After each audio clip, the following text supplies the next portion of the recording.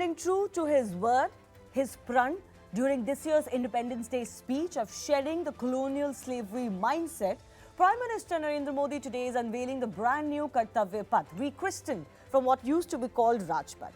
This is part of the larger Central Vista refurbishment that has also been politically opposed. Today, though, all eyes are also on the brand new statue of Netaji Subhash Chandra Bose that is coming up at the India Gate canopy.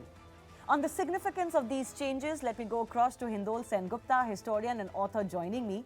Hindol, BJP as a party and the Modi-led government believe that they stand for shedding the slavery mindset and making India truly free and independent.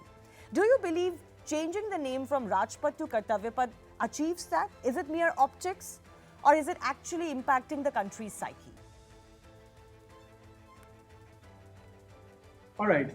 Please allow me to explain this in a little bit of detail, Shivani, because I find most of the conversation about issues like this facile and stupid in the Indian public sphere. There are a couple of things to understand, and please allow me to explain.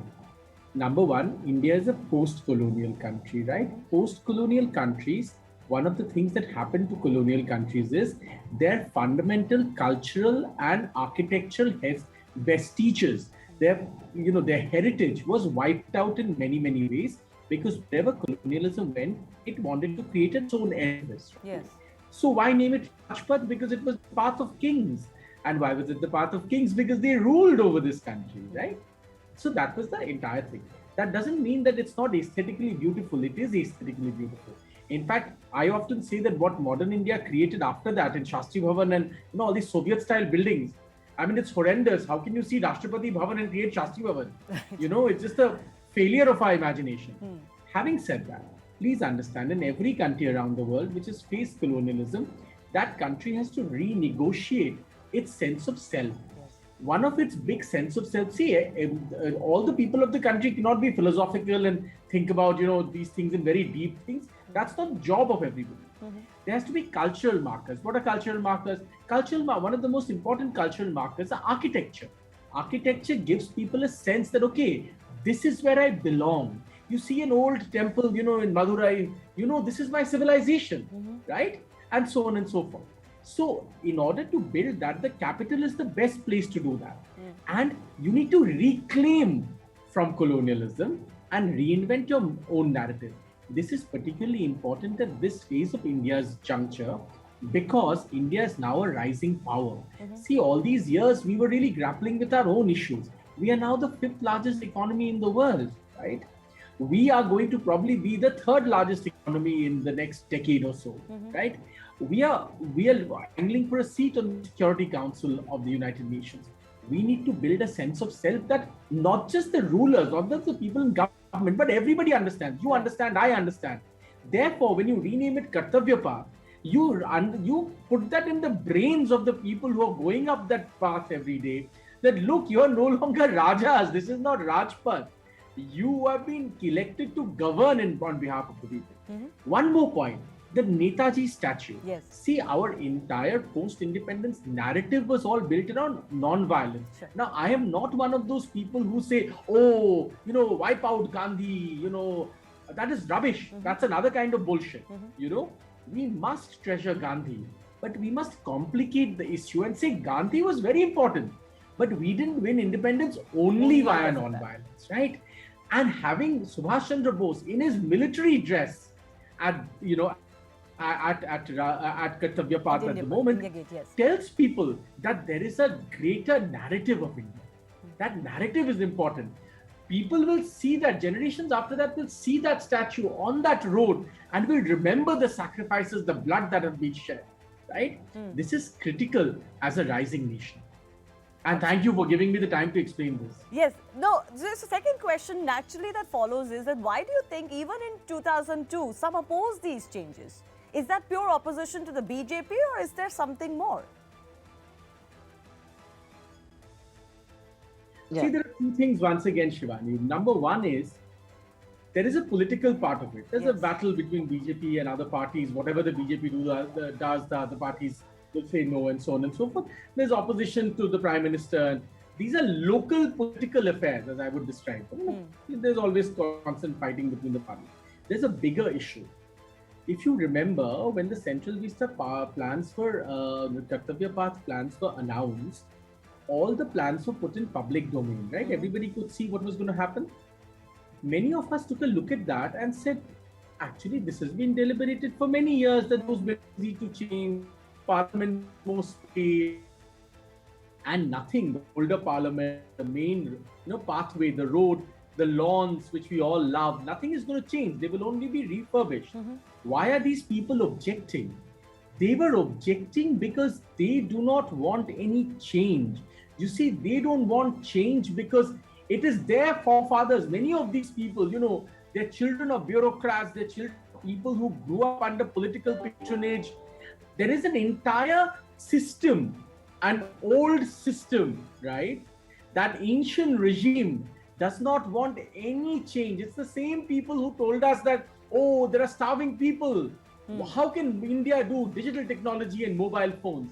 That's a ridiculous and stupid argument. It is equivalent to the New York Times putting that infamous, cartoon, so to speak, when India was doing the Mars mission, showing India as a villager holding a cow, knocking at the door of the West. I mean, what can be more replete with colonialism? This is exactly that.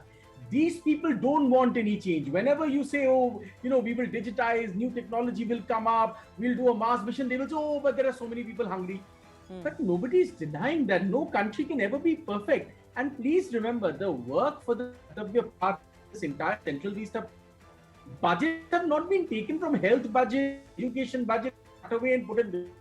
India can afford to do this because it is now a rising power. We cannot afford to look derelict in the face of the rest of the world, right? We must tell the world that very clearly this is what we stand for. But in India, nobody wants to allow the country and most people to understand what we really stand for. They want to hold on to those old, moth-eaten, derelict ideas, of povertarianism, which never changes. And what happens there is only they remain on top. This is an old problem of India. Okay, tell me one thing. What more do you think India has to do to shed its mindset of slavery that the Prime Minister spoke about in this year's Independence Day speech? That's an excellent question, Shivani. May I just say, we should first stop making it a BJP and anti-BJP matter. I would say the responsibility of shedding colonial legacy belongs to every political party in this country. Every political party. Political parties that do not believe shedding colonial legacy is part of their work should cease to operate as a political party in this country. This has nothing to do with the BJP alone. Everybody should embrace it in whatever state they are ruling, whatever province they are ruling, whatever they are governing in this country. It's a collective responsibility. Number two, I believe there are few things we can fix immediately. We should introduce Sanskrit education as a compulsory at the basic level in our country. Please remember, in the entire annals of Western civilization, so to speak, if people did not get a basic education of, Roman history and of Latin, they would never understand their own grand texts. They would never be able to read their own grand texts. Most Indians cannot read a basic text in Sanskrit. They cannot read the Bhagavad Gita in the original. They cannot read the Upanishads in the original. None of our civilizational texts are accessible to most Indians in its original. They have to read it only in translation. This is slavery. This is cultural slavery. That's number one. Number two, take a legal system, right? Which often is very far away from the common man. Even the clothes they wear, it is ridiculous. Why do they wear those horrible black clothes in a country where most places the temperatures are above 40 degrees for most of the year? It makes no sense. Third, and this is starting to happen, when children graduate from college or school, they put on those robes and, I went to Oxford and there everybody wore a robe for, 1,000 years. I also wore it. But in my country, if I were to graduate, why do I have to wear that? Why do I have to wear that cap? Right? Why can't I wear beautiful Indian handloom clothes? Right? So these are small steps, but they engineer a collective identity. What is missing in India is a collective identity. I always say what is missing in India is that the Gujaratis think that the Sardar Patel belongs to them, and the Bengalis think that Rabindranath Tagore and Netaji belongs to us, right? And so on and so forth across the country. This is a mystique. There is a collective Indian heritage that belongs to all of us, but we cannot access it only via what the British told us. We have to access it on our own terms. That's most important. Yeah. And possibly at some level, it was also kept like that so that at the national conscience, there are only few figures that dominate. But I'll leave that aside. It will also be fair to say, Hindol, that there are certain sections who don't want that national identity or consciousness to grow, because that's what keeps the nation together. And we have people who are very much against the idea of a nation itself. So no wonder that they try to oppose all of this. And those are the battles we are witnessing today in India. One example, Shivani. I'm so sorry. I'm going to give you one example. Do you know, until recently, 2-3 years ago, and I'm going to name names, time has come when we name names. Kavita Krishnan tweeted objecting to Twitter putting the national flag on Independence Day. When you write Happy Independence Day, immediately the flag comes up like an icon. She was objecting to that, saying, how dare Twitter put this on us? This is imposition on my freedom. This kind of ridiculous idiocy has gone on in this country for too long. We have to stop it. We are now the 5th largest economy in the world with one of the most powerful standing armies in the world. We are a nuclear power in land, sea, and in space. We need to stop this rubbish. We need to embrace our national identity, come together as one nation. All right, let's see that such steps continue to be taken as you talked about. Hindol, I thank you for joining us. And of course, it remains to be seen what really will be the embracing value of the changes that the government is making, or will it be mired in politics? And what more changes lie in store for us to bring together that national identity? Thanks a lot for watching for now.